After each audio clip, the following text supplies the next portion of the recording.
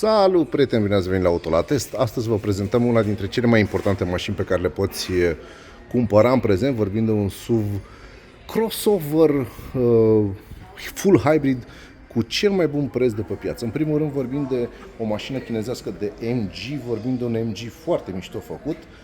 Asta este o culoare albastră, o culoare atipică la prima vedere, în schimb este o mașină care este super mega mișto. Deci în primul rând ZS-ul știți foarte bine, noi l-am mai testat în trecut, este o mașină, era o mașină mică, era o mașină de intrare în gamă, era o mașină cu o calitate de fabricație bună, dar nu prezenta foarte mult, adică era un concurent direct pentru Dacia. Deci din prima vorbim de o mașină care are anvelope GT și anvelopele GT sunt niște anvelope făcute în Taiwan, atenție, nu făcute în China, bine, Taiwan este China, cu dimensiune 215, 50 R18, aici vorbim de un nivel de echipare totuși un pic mai bun decât cel de bază. Ca să vă explic un pic ce înseamnă SAIC motor, hai să ne uităm un pic la protecțiile deasupra roții. Deci vorbim de niște, tot carenajul ăsta este protejat de pietricele, intemperii, gheață, zloată, sare, and so on, da? După aia continuă, deci avem bandou pe aripă, după aia continuă în partea de jos, fără niciun fel de problemă, cu o protecție a ușii, adică foarte mulți nu știu, dar atunci când deschizi ușa, de data asta este protejată, și ușa de, ce vreau să zic, de să nu te murdărești, da? Să nu-ți murdărești picioarele. Așa arată partea din spate.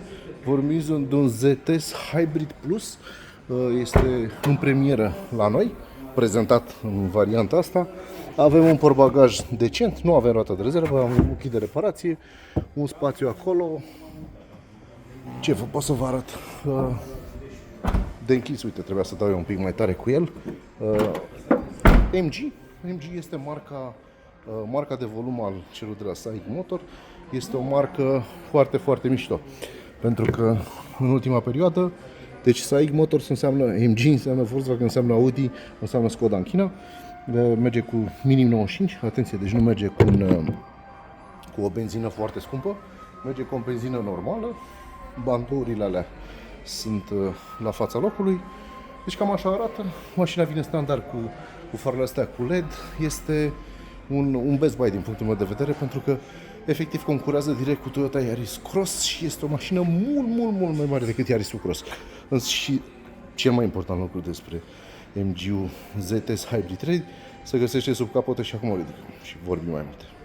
Ok, am deschis capota și din prima trebuie să vă spun că vorbim de cea mai convențională mașină hibrid pe care o poți cumpăra până aici, adică partea asta, și asta înseamnă un filtru de aer montat în stânga motorului, un motor 1.5 MPI 4 cilindri, 103 cai, un motor de 128 de Nm, un motor simplu, clasic, care funcționează cu ciclu Atkinson, adică este un motor oarecum detunat, pentru că așa trebuie să fie, ca să fie mai economic.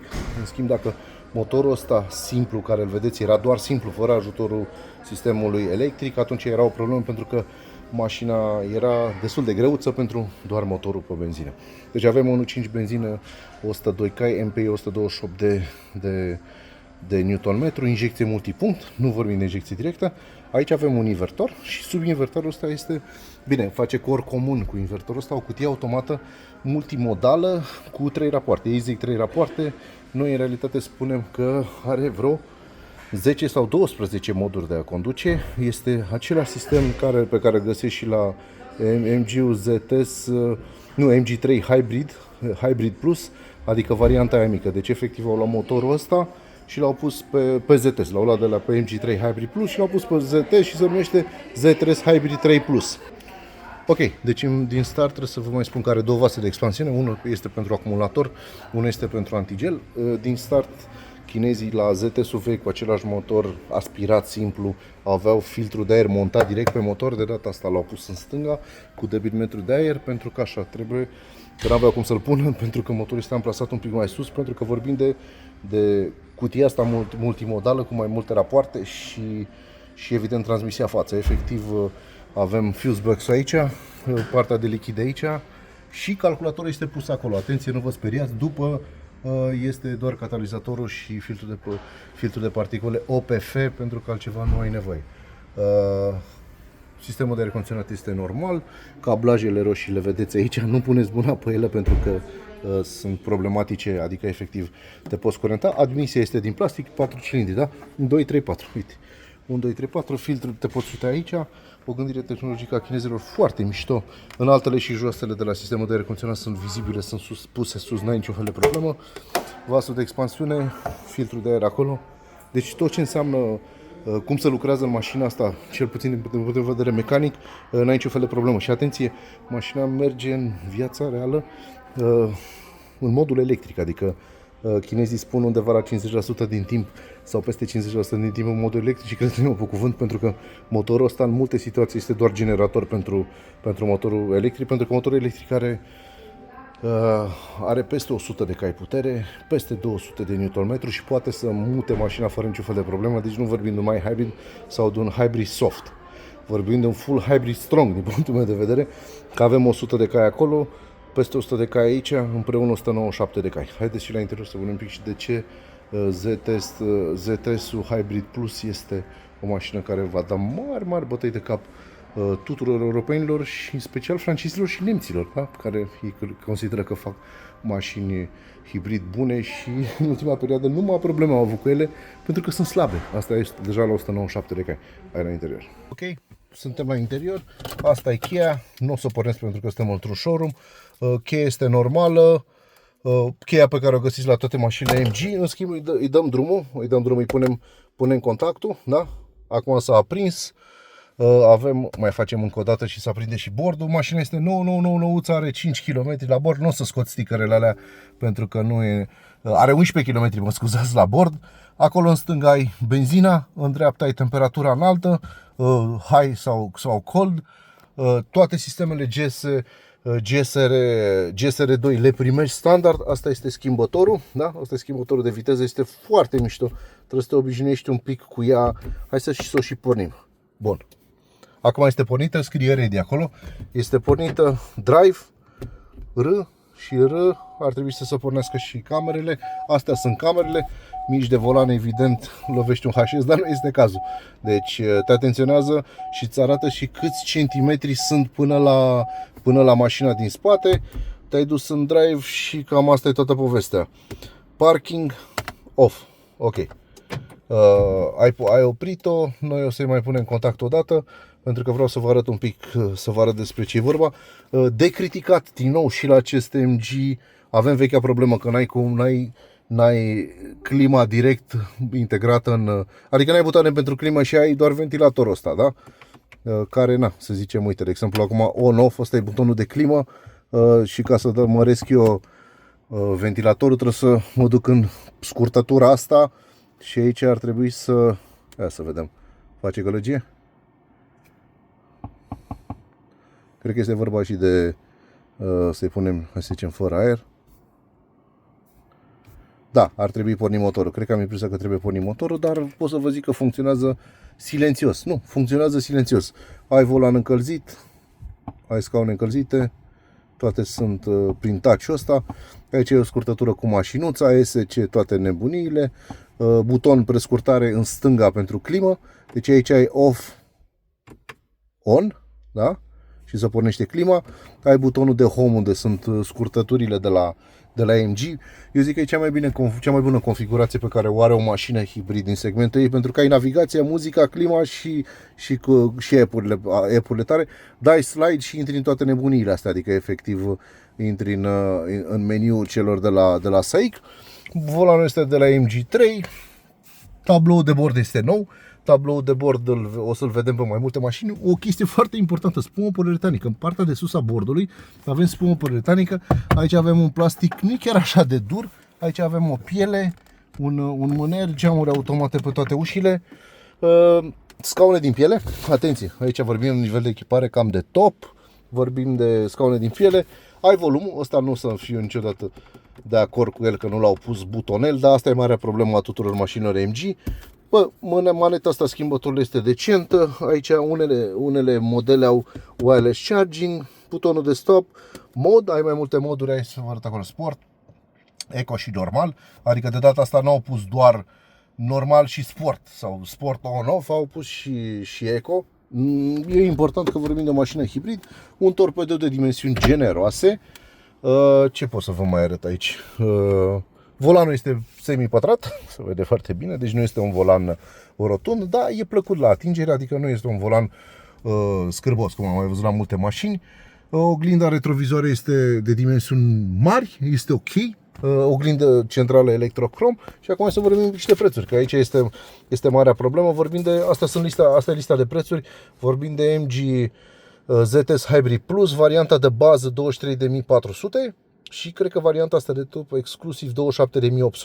Ok, ea poate canibaliza HS-ul, dar pentru că asta e o mașină full hybrid de 197 de cai și HS este o mașină doar pe benzină și atâta. Bine, e mild hybrid și atâta.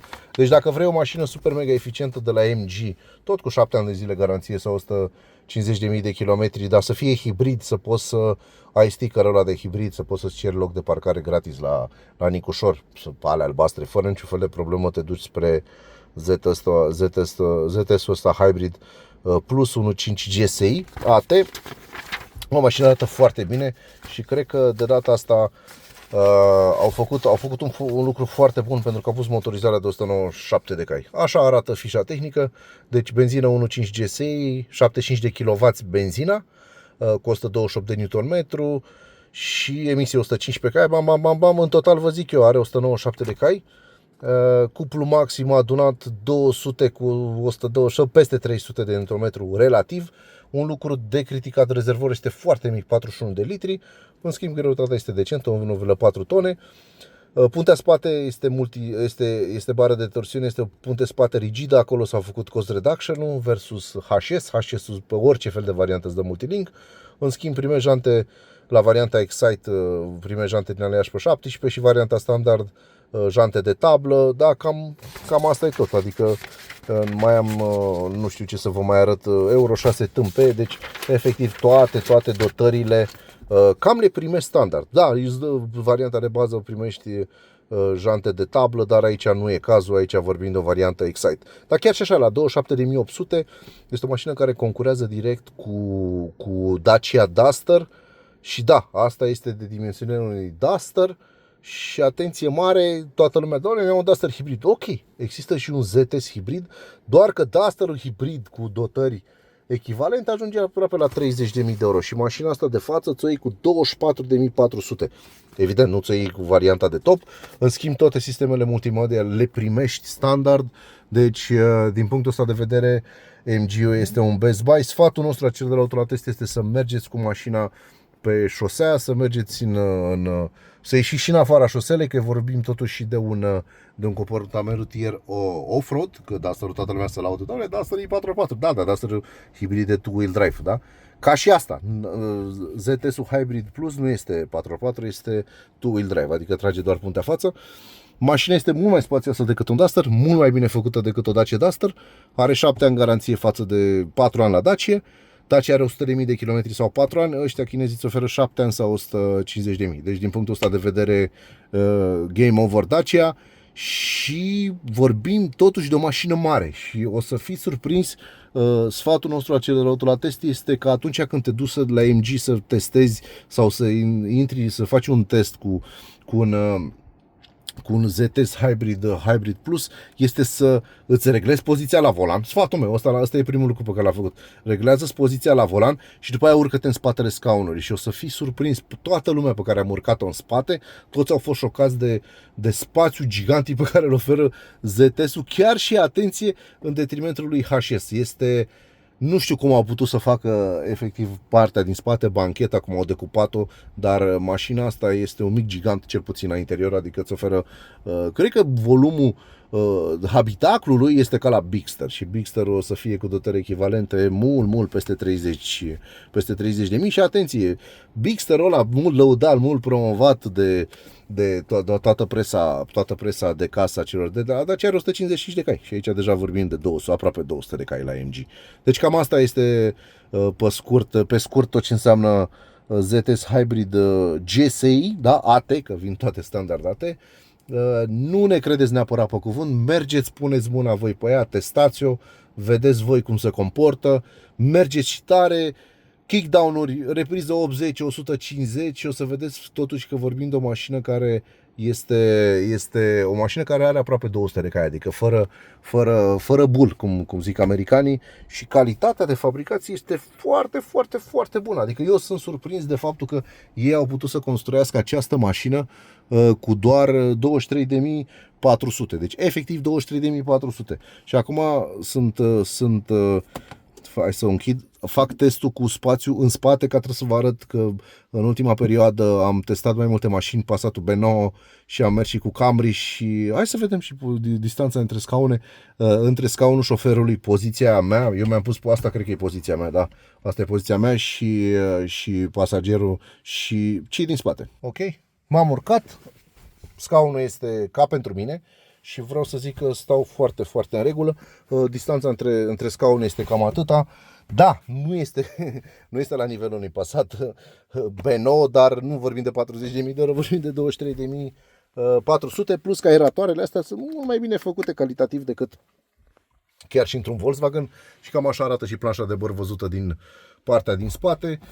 E o mașină solidă, este o mașină solidă. În partea din spate avem materiale din plastic dure, că totuși au trebuit să facă cost reduction. În schimb, mașina arată foarte, foarte bine și tableta este foarte mare, deci e foarte greu să-i blochezi pe japonezii din China, să zic, pe chinezii de la SAIC, e foarte greu, pentru că mașina este bine, arată bine, calitatea de fabricație. Hai să vedem dacă se mișcă scaunul. Nu se mișcă scaunul, testul cu scaunul de la Duster și de la Symbian. Băi, deci la Symbianul ăla de 36.000 de euro se mișcă scaunul, frate, ca la Duster. Asta e problema inginerilor așa de la Renault, cum zic eu. Sfatul meu, mergeți, testați mașinuța, nu vă luați după nimeni altcineva care vă promovează neapărat mașini branduri europene. Mergeți, testați-o, faceți-vă voi idee și trageți voi concluzia. Mulțumim!